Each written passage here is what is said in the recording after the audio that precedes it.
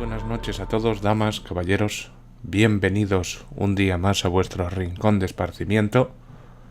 Bienvenidos a un nuevo vídeo aquí de historia. En el último hablamos sobre la Gran Guerra, las causas, las diferentes fases del conflicto. Hoy vamos a hablar más sobre las consecuencias de esta guerra, pero a enumerarlas todas las que se puedan. Bueno, hubo una gran pérdida de vidas humanas, muchachos, 9 o 10 millones de europeos que murieron en combate, unos 2 millones de civiles rusos, 800.000 franceses civiles. A todo esto hay que sumar las muertes por carencias de alimentos y por la gripe de 1918. Todo esto produjo un déficit de natalidad, una disminución de la población activa y de la demanda. Perdonad que me han mandado ahí un par de mensajes, bueno, luego los miro. En lo económico se produjo una destrucción de los medios de producción, como zonas industriales y agrícolas, y de infraestructuras como el ferrocarril, sobre todo en las regiones que sirvieron de escenario para este conflicto. Además de esto, además de que el desarrollo de las industrias de guerra plantearon el problema de su reconversión en la posguerra, muchachos. Todos los estados beligerantes echaron mano a las reservas de oro y a la deuda interna y externa.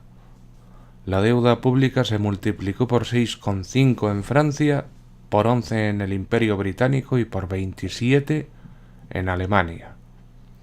Y la deuda exterior con la Unión Americana llegó a los 225.000 millones de dólares. Se aumentó la circulación del papel moneda, lo que a su vez aumentó la inflación, que se agravaría por el desequilibrio entre una producción escasa y una fuerte demanda en la posguerra. Las monedas europeas se vieron depreciadas, muchachos.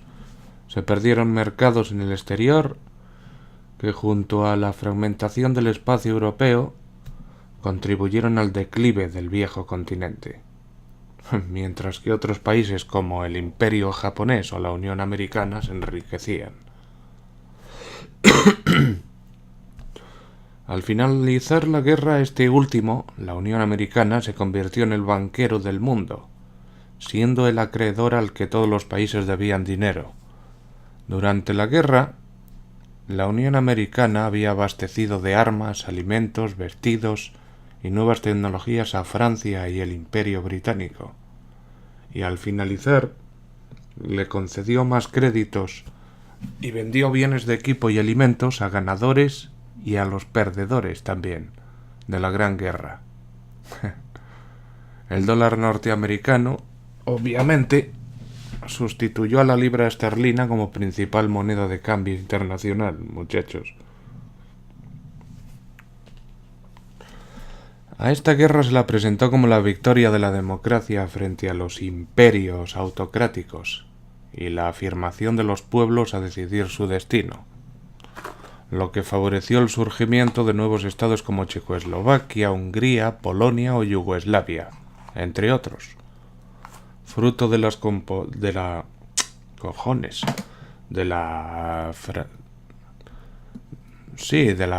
descomposición de los viejos imperios, que a su vez se inspiraron en la forma republicana de la nueva potencia líder en el mundo, a saber, la Unión Americana.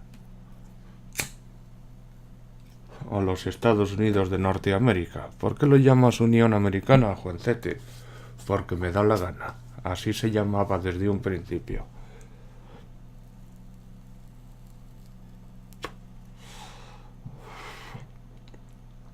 La Gran Guerra, muchachos, fue el detonante de una crisis moral, debido a la quiebra de los valores humanistas que se reflejó tanto en las artes como en la literatura.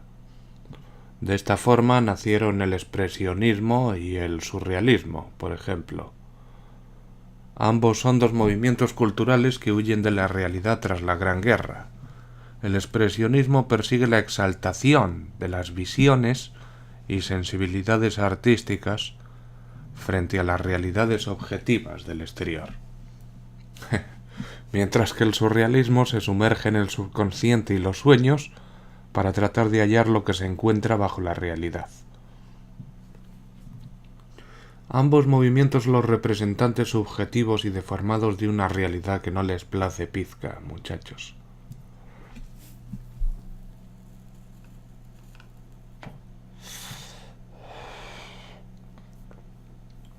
En cuanto a las consecuencias sociales de la Gran Guerra, bueno, esta maldita guerra repercutió de manera muy desigual en los diferentes grupos sociales. Los campesinos y asalariados se llevaron la peor parte, es decir, sufrieron los efectos negativos inmediatos, a saber, la inflación y el paro, el desempleo. Hay que resaltar también el empobrecimiento de las clases medias, mientras los grandes industriales y los especuladores acumulaban fortunas de escándalo.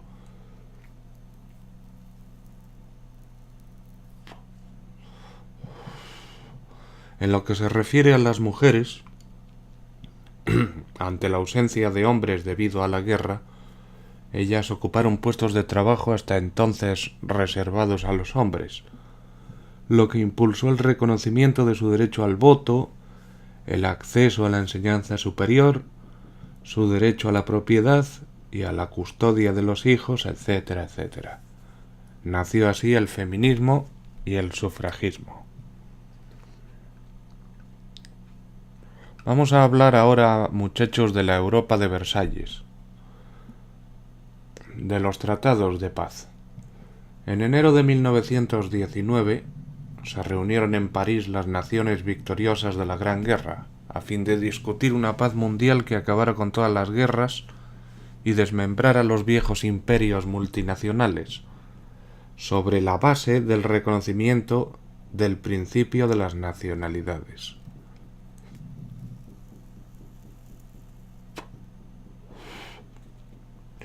Se excluyó a los vencidos de estas conferencias y solamente les llamaron para firmar los tratados impuestos por el Consejo de los Cuatro, a saber Francia, el Imperio Británico, la Unión Americana e Italia, que como bien sabéis empezó en la Triple Alianza pero cambió la chaqueta y se unió a la Entente, con el propósito de que le diesen territorios, ya lo veremos más adelante.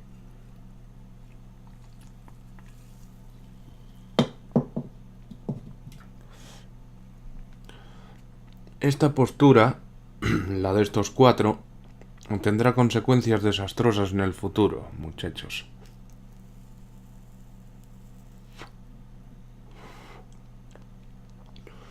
De hecho, las tensiones que condujeron a la Segunda Guerra Mundial no se entienden sin el rechazo alemán hacia los tratados de paz de la Gran Guerra. El presidente Wilson, en enero del 18, expuso al Congreso norteamericano 14 puntos cuyos objetivos eran una paz justa y duradera, basada en el respeto a las nacionalidades y la creación de la Sociedad de Naciones, la cual se encargaría de organizar el desarme y evitar nuevos conflictos.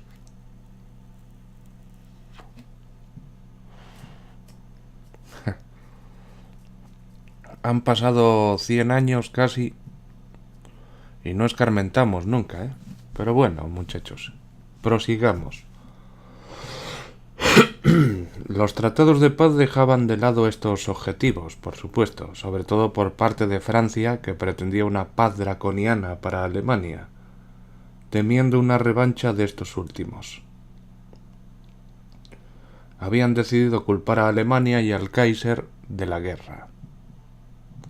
Los tratados impusieron importantes amputaciones al territorio y cargas económicas a Alemania, desmembraron el Imperio Otomano y el Austrohúngaro, reconstruyeron Polonia y reconocieron a los nuevos estados surgidos de las cenizas de los viejos imperios, tratando de imponer la democracia en los mismos.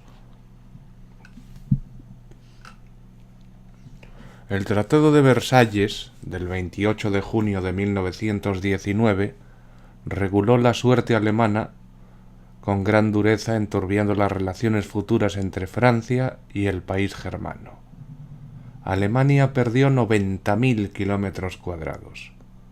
Tuvo que ceder Alsacia y Lorena a Francia, los cantones fronterizos de Eupen y Malmedy a Bélgica y Schleswig a Dinamarca. Polonia se anexionó Poznan y Danzig, el famoso corredor polaco, muchachos, separando Prusia Oriental del resto de Alemania. Un plebiscito determinaría el destino y fronteras de la Alta Silesia. La Alta Silesia está en la frontera también con Polonia, muchachos, y con Bohemia. La región del Saar quedaría bajo la tutela de la Sociedad de Naciones durante 15 años, tras los cuales decidiría su destino nacional mediante un referéndum. Francia, que temía un nuevo conflicto con Alemania, exigió enormes reparaciones de guerra e incluso llegó a plantear la desmembración de la misma mediante la creación de un nuevo estado independiente en la orilla izquierda del Rin. Pero Wilson, el presidente americano, y Lloyd George, el primer ministro británico, se opusieron y se comprometieron a castigar duramente a Alemania y darle el 52% de las reparaciones de guerra a Francia. Otra cláusula del Tratado de Versalles prohibía precisamente el Anschluss, muchachos, que es la unión de Austria con Alemania. Por último, las colonias alemanas se convertirían en mandatos de la Sociedad de Naciones, que las traspasaría a Francia y al Imperio Británico. Se obligó a Alemania a suprimir el servicio militar obligatorio y reducir su ejército a 100.000 efectivos. La orilla izquierda del Rin era ocupada militarmente durante 15 años y debía desmilitarizarse hasta una franja de 50 kilómetros. En el plano económico y financiero, debía entregar inmediatamente su marina mercante, las locomotoras, las manufacturas y todas las reservas de carbón.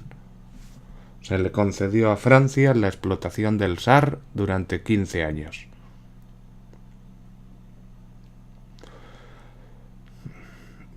Luego viene lo que viene, ya llegaremos, muchachos. Por el Tratado de Saint-Germain, del 10 de octubre de 1919 con Austria, el de Trianon del 4 de junio de 1920 con Hungría y el de Neuilly del 9 de agosto de 1920 con Bulgaria, se reorganizó la Europa central y balcánica. El imperio austrohúngaro fue despedazado y nacieron nuevos estados: Austria, Hungría, Checoslovaquia, Yugoslavia, formada esta última por Serbia, Dalmacia, Croacia, Eslovenia y Bosnia-Herzegovina. Polonia fue un estado independiente para servir de muro contra Alemania por un lado y contra el comunismo soviético por otro, y recibió Galicia. ¿Cómo Galicia? Sí, un sitio que se llama Galicia o Galicia, que está allí. Italia incorporó Trieste, Istria y Trentino, que se le prometieron al entrar en guerra del lado de la Entente. El Imperio Otomano desapareció por el Tratado de Sèvres del 10 de agosto de 1920, reduciendo el estado a la península de Anatolia, que es la actual Turquía, en Asia Menor. Y ni tan mal. Las provincias turcas del Próximo Oriente se convirtieron en mandatos de la SDN, administrados por Francia, Siria y el Líbano, y Gran Bretaña, Palestina y Mesopotamia. Arabia Saudí pasó a ser un reino independiente, y además de eso los británicos prometieron crear una nación kurda y otra gran nación árabe, pero no lo cumplieron. Así estamos hoy en día, supongo. En fin, muchachos, esto ha sido de momento Hasta aquí vamos a dejar el vídeo. En el siguiente hablaremos pues de la Sociedad de Naciones y de alguna otra cosa que se nos ha quedado por ahí. Y muy pronto haremos la Revolución Rusa, la Segunda Guerra Mundial, el periodo de entreguerras, todas esas cosas. Espero que os haya gustado el vídeo, muchachos. No olvidéis darle a me gusta, compartirlo, comentar, esas cosas que ayudan a uno a seguir. Pues nada, muchas gracias a todos por ver el vídeo, muchachos. Un saludo y nos vemos en el siguiente. Venga.